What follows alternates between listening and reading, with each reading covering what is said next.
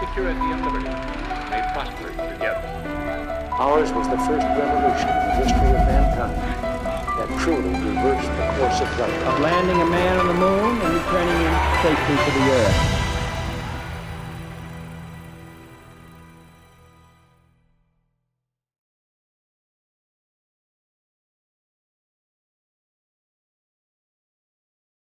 Welcome back, and this is lecture number 3, entitled The New Nation. And we've just declared independence, but declaring independence was the easy part. It's not hard to produce even a beautiful, resonant, ringing Declaration of Independence, but making it stick, getting beyond a few scattered minor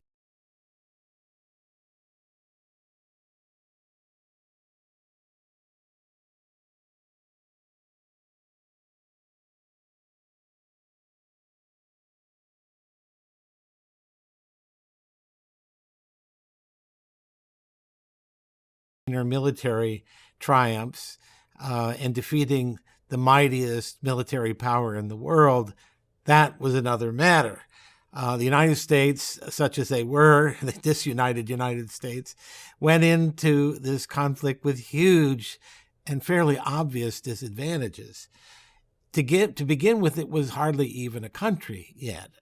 It was not united, far from fully united in embracing the revolutionary cause. It's sometimes said there were a third of Americans who were for, a third who were against, and a third who didn't know what they thought. George Gallup wasn't around to have any polling data to offer in supplement to that, so we just have to take that for what it is and acknowledge that this was a country more in aspiration than in actuality. It did not yet have a functioning form of political organization, did not even have a proper constitution. Also a disadvantage is there was simply no guarantee that the country would be able to hold together in the years, possibly, of grueling, punishing war that lay ahead. On the very day that independence was declared, almost a sign when independence was voted on by the Continental Congress, almost as a sign to the nation, the British were easily able to land, without facing any resistance, a large contingent of troops on Staten Island in New York at the mouth of the New York Harbor. The first installment in what by August of 1776 would be a siege force of more than 30,000. They were not impressed by the Americans' high-flown words. But all was not lost because the Americans did enjoy certain very real advantages. For one thing, they had only to play defense. They needed not to win every battle. They needed not to win any battles so long as they were able to keep the war going long enough to exhaust the patience and willingness to fight of the British opponent. They could lose the battles and still win the war, in other words, if they could exhaust their foe. Given the fact that the British were surrounded by old rivals like the French, who were still licking their wounds after the French and Indian War and were spoiling for a chance to get back at the British, it was entirely possible that the colonies could get a valuable ally, and in the end they would, to support their cause. And that might compensate for a great many of the inherent weaknesses of the American position. Another advantage, an incalculable advantage that the Americans had, I can express in 2 words: George Washington. They had the person of George Washington, a man of such fine and admired, widely, universally admired character, and military skills, political savvy. He commanded the loyalty of nearly all Americans and thus served as a unifying force when he was made commander-in-chief of the Revolutionary American Forces. He signaled his willingness to play this role by appearing at the Second Continental Congress in Philadelphia wearing his military uniform. So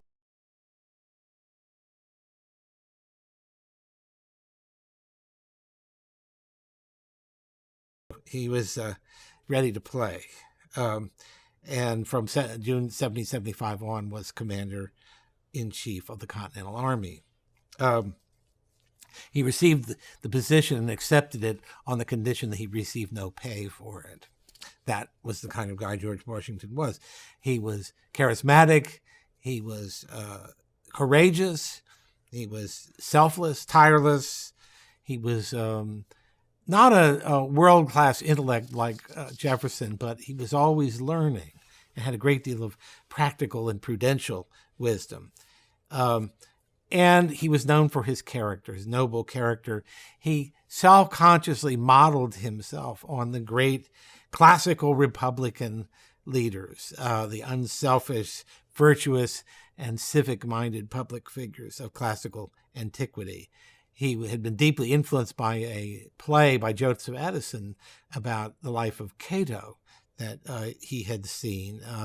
And he loved it so much and what it taught that he had it performed again and again for his own troops because Cato in this drama presented the kind of example that he was himself and that he wanted his men to know and experience and esteem. The greatest challenge that Washington would face was simply one of recruiting and holding together a credible army. This was not an easy job. There was a sense of fragility about the whole enterprise, so that the morale and willingness to serve of soldiers waxed and waned depending on circumstances in the field and weather conditions, which were very important in the American Revolution. In August of 1776, not long after the Declaration, he had 28,000 men under his command. By December, that number had shrunk to 3,000. What had happened was that his troops had been driven from New York City, by British regulars back and back and back until they ended up in Pennsylvania. The Army's morale was bad. It was always unstable. It was always hostage to events, to successive peaks and valleys and consequent hope and despair, depending on how the war effort was going. Washington, through all of this, had to keep a cool head. He had to not be too influenced either by the giddiness of success or the despondency of failure. As it turned out, that winter, 1776 to 77, was an exceptionally bad winter and made for a gloomy time of discouragement. Fortunately for the Patriot cause, Tom Paine chose at that time to write yet another contribution to the war effort, a series of pamphlets called The American Crisis, which the most famous lines from that, which some of you may have heard, go like this at the beginning. He says, "These are the times that try men's souls. The summer soldier and the sunshine patriot will in this crisis shrink from the service of his country. But he that stands it now deserves the love and thanks of man and woman." Yes, he conceded that things looked very bad, but the harder the conflict, the more glorious the triumph.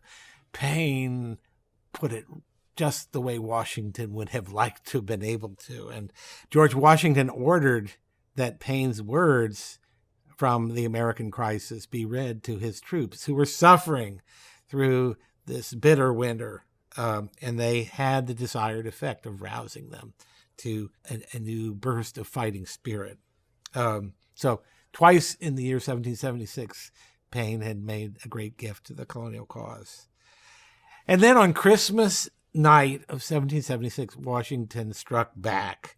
He led a force through snow and sleet across the Delaware River. You've all seen the painting of that, which is not exactly historically accurate, but who cares? It's a beautiful painting. And he surprised at dawn a sleeping force of Hessians, the hated Hessians, at Trenton in New Jersey. A week later, his forces had a similar triumph at Princeton. 2 small victories, but reason for hope. They could be auguries of good things to come. It appeared the American forces would not be defeated quickly, as the British had hoped. They had, and there was further evidence of this coming in the year 1777, which actually would be crucial for the success of the war effort. The British had formulated a plan whereby they hoped to cut off New England from the rest of the colonies, and that would ensure the defeat of the revolutionary cause. But this, it was a three-pronged assault with three defeats. And the most crushing of all came at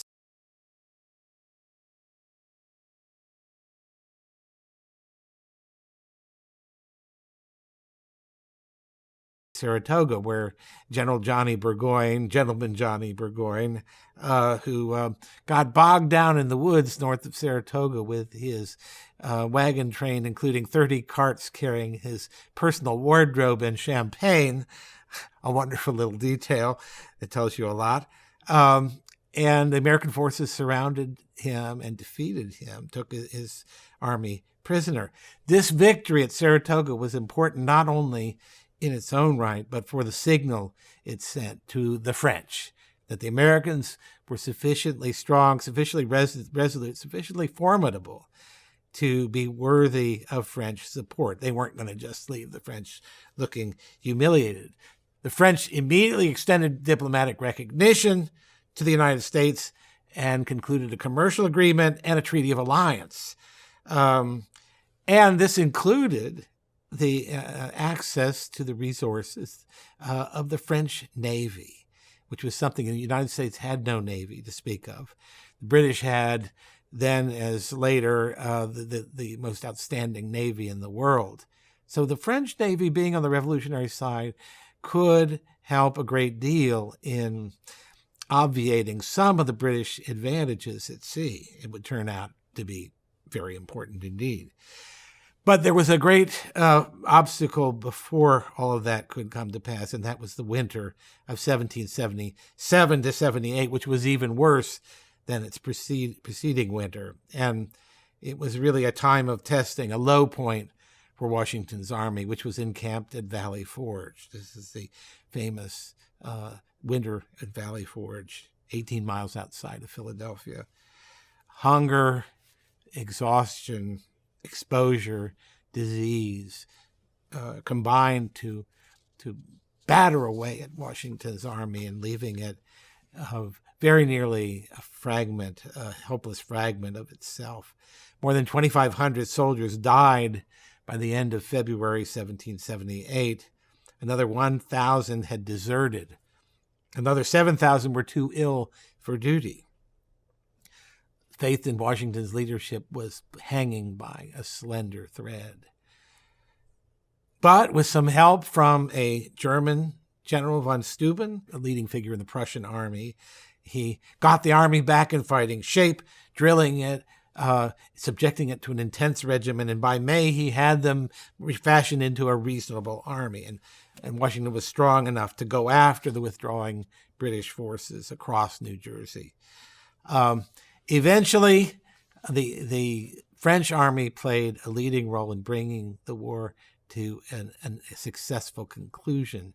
General Cornwallis of the British Army had been storming through the South successfully, but he became entrapped at the peninsula at Yorktown, Virginia, by approaching troops on land and by the French Navy at sea. It was a pincers movement and left him trapped with no choice but to surrender his large army. On October 19th, he did just that. And it's said, we don't know for sure, but it's too good a story not to tell you. It's said that the forces marching out, as the forces marched out, the British band struck up a familiar English ballad, "The World Turned Upside Down." And I won't go through the words of that, which are in the book Land of Hope. But it felt like the world turning upside down. The underdog Americans, who it seemed in no way were in a position to muscle their way through to victory, had somehow managed to succeed, despite great odds, despite great hardship. And much of it owed to the phenomenal leadership of George Washington. One thing we sometimes forget is that the Revolutionary War was in many ways like a civil war. You remember that division of the country into thirds that I described before? Well, there were many cases in which the war pitted family members against family members, loyalists against patriots, splitting towns and regions and social classes, and as I said, families against one another. Loyalty to the crown, after all, was a powerful and in some ways admirable feature of those who resisted the revolution. And of course, many of them ended up leaving the country and moving to Canada and elsewhere. Historians debate all this and have debated it forever, but I think it's important to realize that the revolution was not just an elite event, a sort of changing of the chairs for the elite classes so that the homegrown elite took the place of a foreign elite, that it affected all levels. One of the most effective weapons in the revolution was the boycott of British goods. This was something that had to take place among Americans of all social classes and all means. There were 5,000 African Americans who fought in the revolution. Didn't these groups also deserve some share of the triumph? Doesn't the freeing up of energy brought about by a change of regime have something to say to them as well? The challenge ahead for those who were thinking about statecraft, about what kind of union this new union would be, were also immense. How could you keep the Republican character, the self-ruling character of smaller forms of government, while having the unity that a nation really needs to be effective in the world? Many philosophers said you couldn't have a republic unless it was small in size. So how could a nation state that spanned at least the eastern seaboard, not yet the full continent, manage to finesse that? Anyway, in the wake of 1776, most of the energy and interest in constitution making centered on the states, because everybody agreed pretty much that states would continue to be the principal locus of power. And the Articles of Confederation, which were what passed for a national constitution, it wasn't even formally adopted or ratified by the states until 1781. So it didn't last all that long, although the Continental Congress more or less pretended as if it was in effect, even when it wasn't. What was the Articles of Confederation? What did it look like? And what might have been wrong with it from the standpoint that it needed to be revised into a constitution, proper constitution? Well, it described itself as a league of friendship rather than a national union. And the primacy of the states was made explicit in Article 2, which said as follows: each state retains its sovereignty, freedom, and independence, and every power, jurisdiction, and right which is not by this confederation expressly delegated to the United States in Congress assembled. All of that wording is interesting, but it's very clear that the primacy of the states, the autonomy of the states, the sovereignty of the states, the word sovereignty is used, is going to be protected. Each state, irrespective of its size, had a single vote in Congress. And for the passage of the most important measures, currency, tariff, military, diplomatic affairs, either unanimous vote or supermajority was required. And the national government was not to be given any coercive tools, courts, executive power, power of taxation, none of that would allow it to act independently and force the individual states to do its bidding. I think it's not hard to see why this was not going to work. But it's also important to understand why the revolutionary generation overwhelmingly favored it at first. For one thing, the war was still going on during much of the time that the Articles were the law of the land. And no one wanted to repeat the same governmental horrors, as they saw it, that they had fled from. So I think this preoccupation with centralized power and the dangers of centralized power probably blinded the framers of the Articles to a larger range of issues that they would have to face once they became a free and independent nation. There are some positive things about the Articles that, if we had time to talk about, I would mention. The biggest one being the Northwest Ordinance, a really fantastic piece of legislation that set the pattern for westward expansion of the country. But for the most part, it served the interests of the nation poorly. Britain refused to withdraw its forces from several military posts in the West, and the government of the United States could do nothing about it. In the Southwest, the Spanish refused to yield their control over the Mississippi River, the commercial lifeline of the country. These were a thumb in the eye of the impotent American government. Moreover, the British were having a lot of success undermining the American economy, which was a wreck in the wake of the Revolutionary War. They restricted American imports abroad, and they flooded the country with cheap British goods that would undersell American manufacturers. So commodity prices went way down, which hurt farmers and debtors, led to foreclosures on farms. And in many cases, farmers who had gone off to fight in the Revolution were paid in devalued money, then came back to find that they were losing their farms to bankers who had never left their homes in Boston. This is a tinderbox just waiting to explode. And there were conflicts all over the place regarding these foreclosures. The most notable one, perhaps, was in Massachusetts, in western Massachusetts. A veteran named Daniel Shays led a march on Springfield to take over the Springfield Arsenal and shut down the state Supreme Court, stop the foreclosures. This got the attention of the nation's leaders. George Washington wrote to James Madison and said, "We are fast verging to anarchy and confusion." So the deficiencies of the Articles were clear, and in short order, Alexander Hamilton, who had been Washington's aide during the Revolutionary War, managed to gather a convention of deputies for the purpose of devising a plan for supplying such defects as may be discovered to exist in the Articles. Well, they had a lot more in mind than that, at least Hamilton did.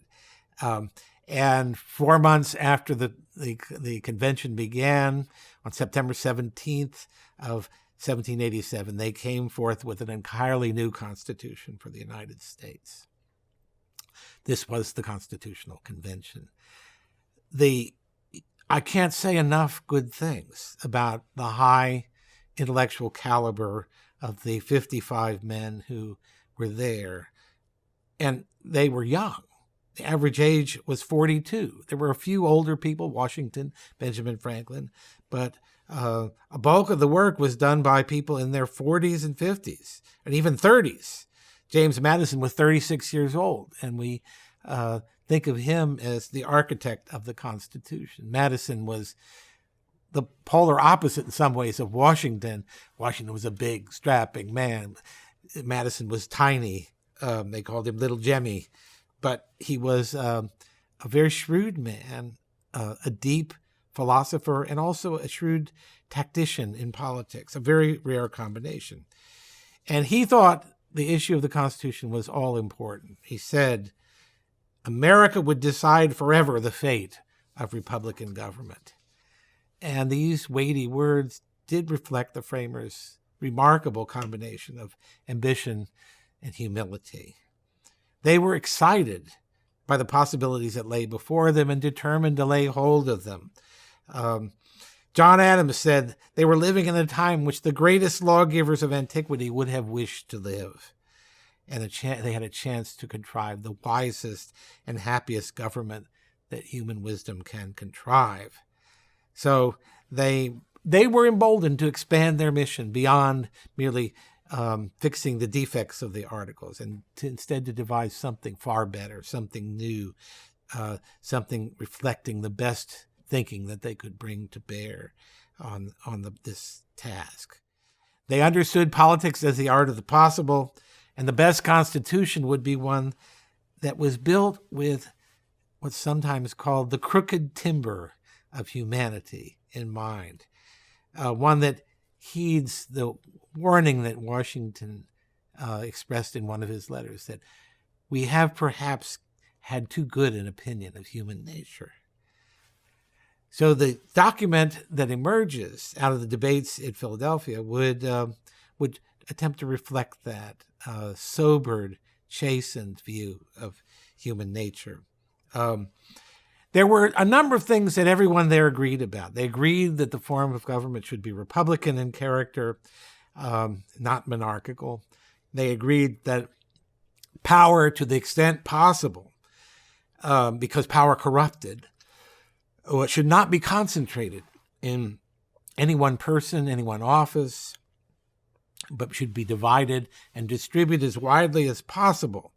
They favored a federal system in which power was formally distributed to states, localities, the national government, in ways that didn't localize or concentrate the power in any one level of government. But this was hard to do. It was easy to do on paper, but hard to do in practice, to combine the cohesiveness of local, smaller-scale governments with the greater resources and power of a national government. This was going to be very hard to strike a balance and make it stick. The British Empire was already evidence of that in its own history. In any event, the Philadelphia Convention would have to address itself to the same kinds of questions that the British Empire had tried and failed to answer, of how to reconcile these two divergent elements, and how much power needed to be given to a national government for it to be effective. Presumably, not any more than the bare minimum of what was absolutely necessary, but how to ascertain that? How would they ensure that this national government, a newly empowered presidency, would be fully accountable and not become too powerful? Well, thanks to Madison's copious notes, we know a lot about what went on at the convention, and more than I have time to tell you about. But it's clear, for one thing, that the expanded office of the presidency was partly an easy sell because everyone knew that George Washington was available to fill the job, an established precedence that would make the position both effective and deserving of the nation's trust. But debates erupted over other issues, and particularly the issue of representation. There were really two plans, which we call the Virginia Plan and the New Jersey Plan, which sought to allocate legislative representation either by population or by the states, that the states were the entities, should be the entities represented and not the individuals comprising those states. It's a real philosophical issue, and particularly if you think of the Constitution or the United States of America, you consider the name of the nation as being, at bottom, a union of sovereign entities. It makes sense to represent states. We may not be quite as inclined to think that way today, but certainly at the time it made sense. And of course, representation on population made sense, but those two alternatives carried a lot of weight for contending states. If you were a big state, if you were Virginia, you loved the idea of representation. If you were an itsy-bitsy state like Rhode Island, the all-time itsy-bitsy state of American history, you liked the idea of representation by states because you were on the same par with Virginia. And after all, why shouldn't you be, in a sense? So This was a clash that had interests involved, but it also had a philosophical dimension about the nature of representation, the nature of the national union.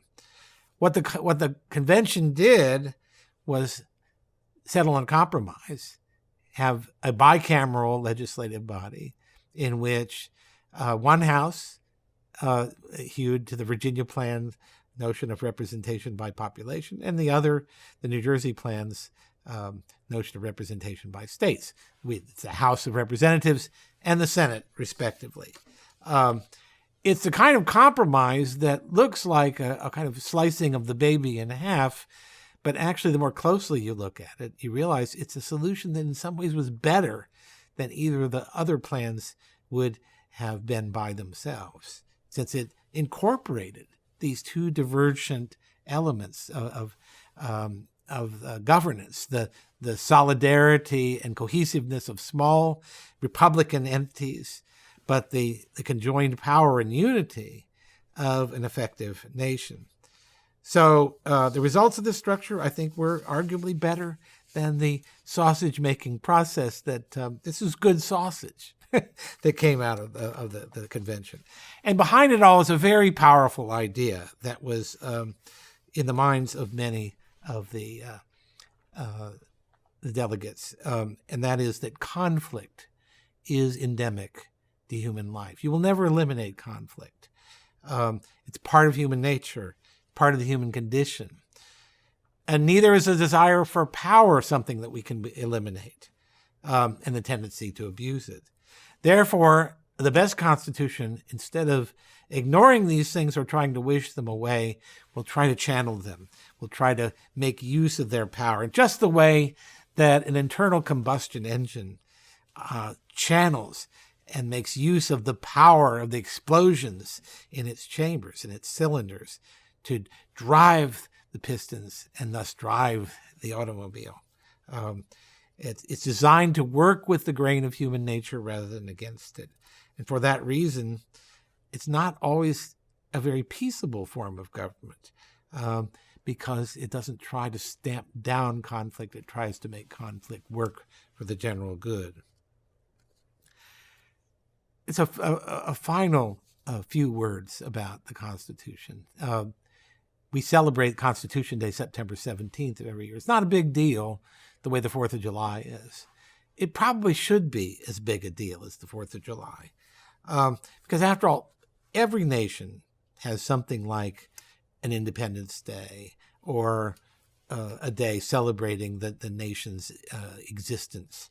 But only one nation in the world can claim to have been governed for 230 years, or more than 230 years, by the same Constitution. This is really an extraordinary thing. And our Constitution is not just the software that we happen to be using at the moment to be replaced by other software. It is intrinsic to our identity in the way that, let's say, the government of France, which has been around for a while, but there have also been other republics, there have been other empires, there have been other forms of government, revolutionary forms of government, all of which have occurred in what was still France. French identity is in some way separate from the political institutions that embody it. In America, our Constitution is, with the minute exception of the few years under the Articles, the only form of national government we've lived under. So it's a remarkable document. It doesn't have the high-sounding, high-flying, soaring language of Jefferson's Declaration of Independence. It's really a functional document. But the beauty of it is the way in which, through its actions, through its processes, and through the events by which it's been tempered, it would express the unfolding demands of history. It has been successful. It has survived. That's the main test of success, but not in every way. And next time, I'll talk about some of the ways the Constitution has been in need of the repair of its own defects. Thank you.